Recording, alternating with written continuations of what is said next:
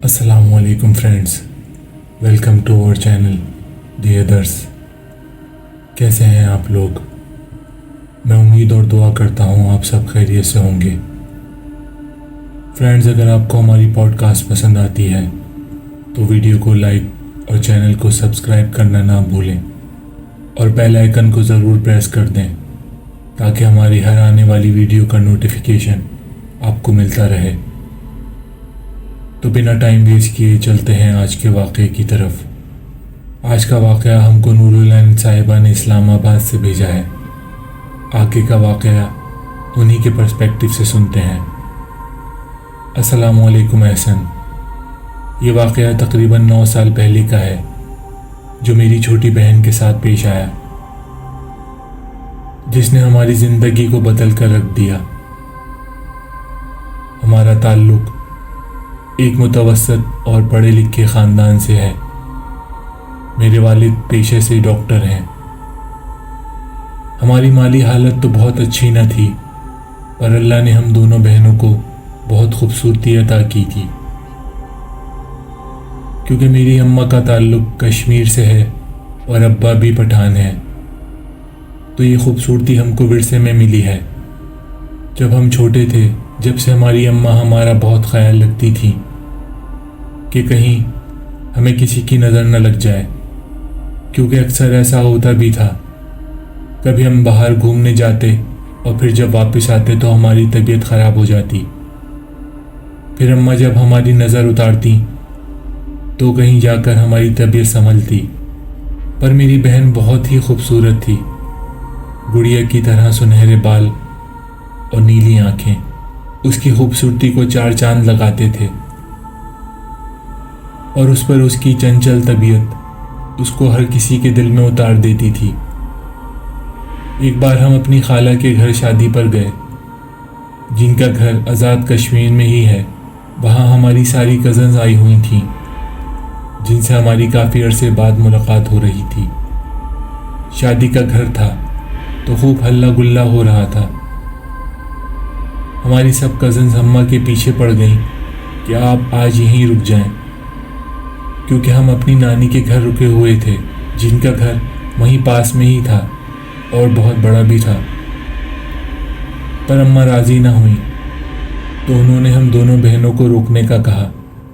अम्मा ने हमारी तरफ देखा और हामी भर ली, पर जाते हुए हमें ख्याल से रहने का कहा और घर के कामों में हाथ बटाने की तलकीन की। खैर, अम्मा और अब्बा नान के घर चले गए। हम सब कज़न्स के लिए एक कमरा मखसूस कर दिया गया था। रात भर हमने खूब बातें की और एक दूसरे के हाथों में मेहंदी लगाई और फिर सो गए। दूसरे दिन शाम में हम सब कज़न्स खाला के घर की छत पर गए, जहाँ से वादी का मंज़र इंतहाई दिलफरेब लगता था। बातों और नज़ारे देखने में हमें वहाँ मगरिब हो गई, तो हम सब नीचे आ गए। जिसके बाद मेरी बहन के सर में दर्द होना शुरू हो गया। वो कुछ डरी डरी सी भी महसूस हो रही थी। मैंने उसे दवाई दी तो उसकी तबीयत कुछ बेहतर हो गई। खैर, शादी ख़त्म हुई और हम लोग इस्लामाबाद अपने घर वापस आ गए। पर मेरी बहन वहाँ से वापस आकर कुछ बदल सी गई थी। वो बहुत चुप चुप रहने लगी थी, जैसे किसी चीज़ से डर रही हो। मगर अब जो हमारे साथ होने को था वो हमारी सोच से परे था। एक बार ऐसा हुआ कि वो नहा कर आई। उसका मूड भी बहुत अच्छा था। वो मेरे साथ आकर बैठ गई और अपने बाल सुलझाने लगी। मैं उसके साथ बैठी हुई सब्ज़ी बना रही थी। मैंने महसूस किया कि वो किसी से इशारों में बात कर रही है, जैसे उसके सामने कोई खड़ा हो, पर मेरे देखने पर वहाँ कोई नहीं था। मैंने अपनी बहन से पूछा तो उसने साफ इनकार कर दिया कि ऐसा कुछ नहीं है। वो मेरे पास से उठकर साथ वाले कमरे में जाकर बैठ गई।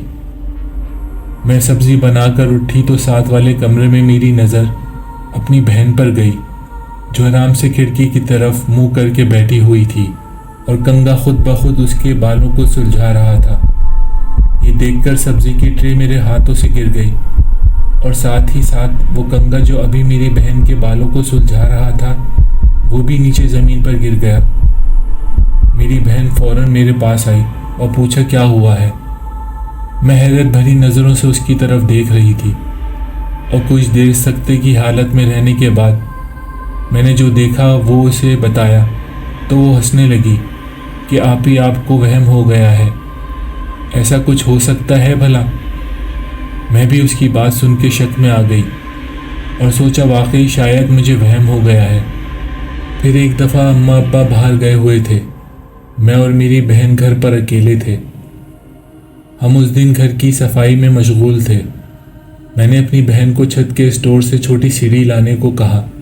وہ سیڑھی لینے اوپر چلی گئی مگر کافی دیر گزرنے کے باوجود واپس نیچے نہ آئی۔ میں نے نیچے سے کئی بار اس کو آواز دی پر اس کا کوئی جواب نہ آیا۔ آخر تھک ہار کے میں خود اوپر گئی تو اسٹور کا دروازہ بند تھا۔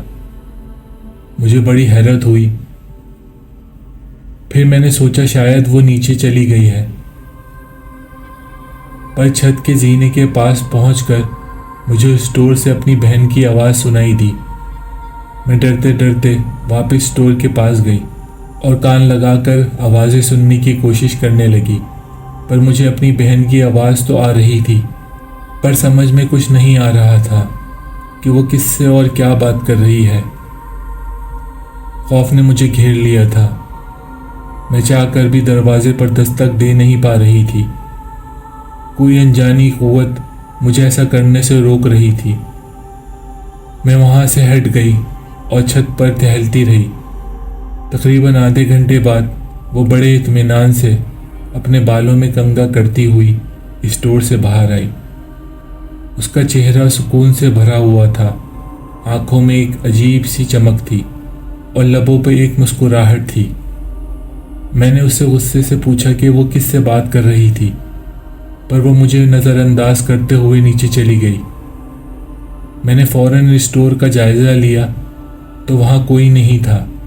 پھر میں غصے سے اس کے پیچھے نیچے آ گئی اور اس کو جھنجھوڑ کے سچ بات بتانے کو کہا، کیونکہ پہلے تو میں نے مان لیا تھا کہ وہ میرا وہم تھا، پر اس بار مجھے یقین تھا وہ مجھ سے کچھ چھپا رہی ہے، پر وہ بار بار میرے سوالوں کو نظر انداز کر رہی تھی۔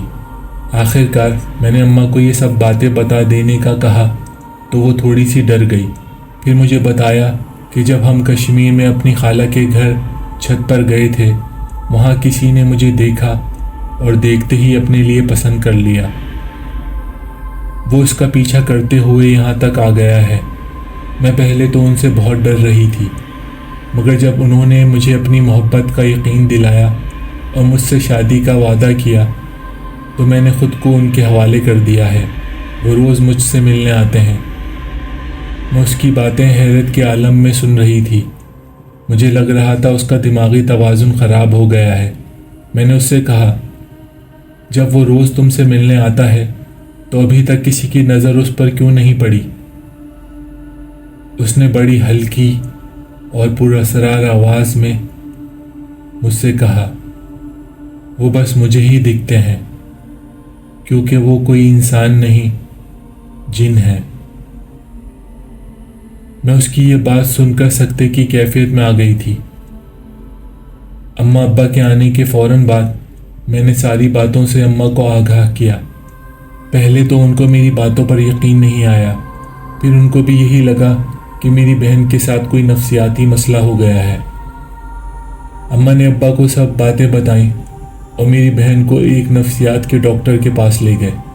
ڈاکٹر بھی حیران ہوئے۔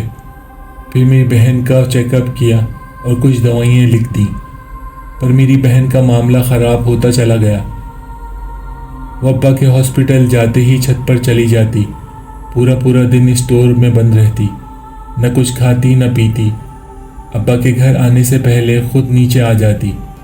اماں ابا کے ڈانٹنے پر وہ کہتی، آپ پریشان نہ ہوں، وہ میرا بہت خیال رکھتے ہیں، طرح طرح کے کھانے کھلاتے ہیں اور ایسے کھانے جو میں نے آج تک نہیں کھائے۔ ابا اس پر بہت غصہ کرتے اور چھت پر جانے سے سختی سے منع کرتے، مگر پھر یہ سوچ کر چپ ہو جاتے کہ شاید کوئی نفسیاتی مسئلہ ہے اس کے ساتھ، جو آہستہ آہستہ وقت کے ساتھ ٹھیک ہو جائے گا۔ اماں میری بہن کی وجہ سے ہمیشہ پریشان رہتی تھیں۔ ان کو خاندان میں یہ بات پھیل جانے کا بھی ڈر تھا۔ کئی ڈاکٹروں کو دکھایا پر میری بہن کی حالت بہتر نہ ہوئی۔ ان باتوں کا ذکر میرے ابا نے اپنے دوست ڈاکٹروں سے کیا تو انہوں نے میری بہن کی فوری شادی کر دینے کا مشورہ دیا۔ میرے ابا نے فوراً میرے ابا کے دوست کے بیٹے کے ساتھ میری بہن کی شادی طے کر دی۔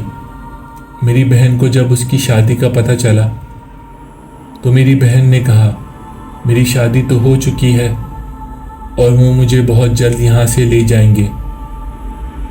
اماں ابا نے اس کو بہت سمجھایا، اپنی عزت کا واسطہ دیا تو وہ خاموش ہو گئی۔ شادی سے ایک دن پہلے رات میں میری بہن اماں ابا کے پاس گئی اور ان سے خوب باتیں کی۔ میں بھی اس کے ہمراہ تھی۔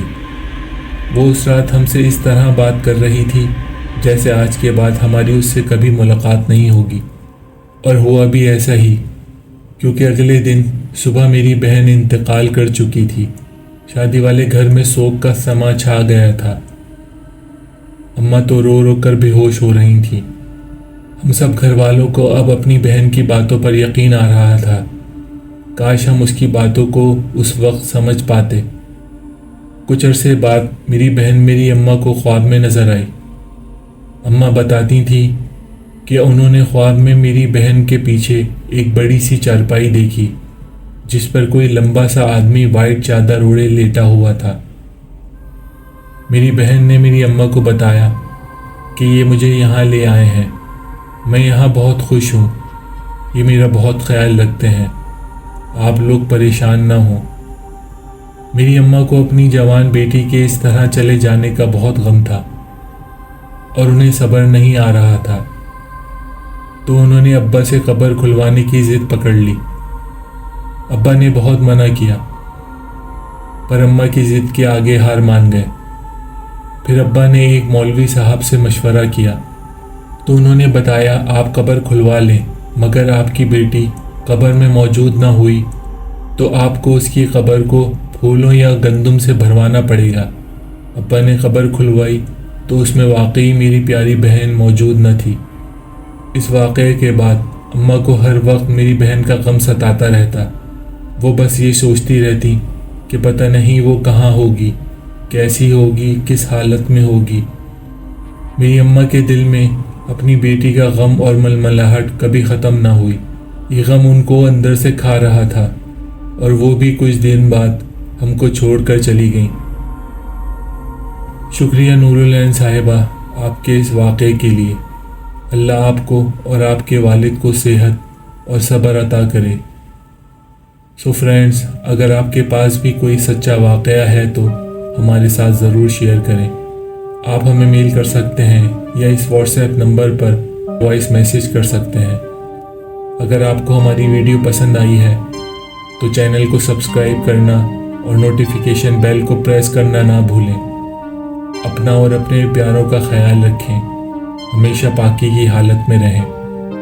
ملتے ہیں آپ سے اگلے واقعے کے ساتھ۔ السلام علیکم۔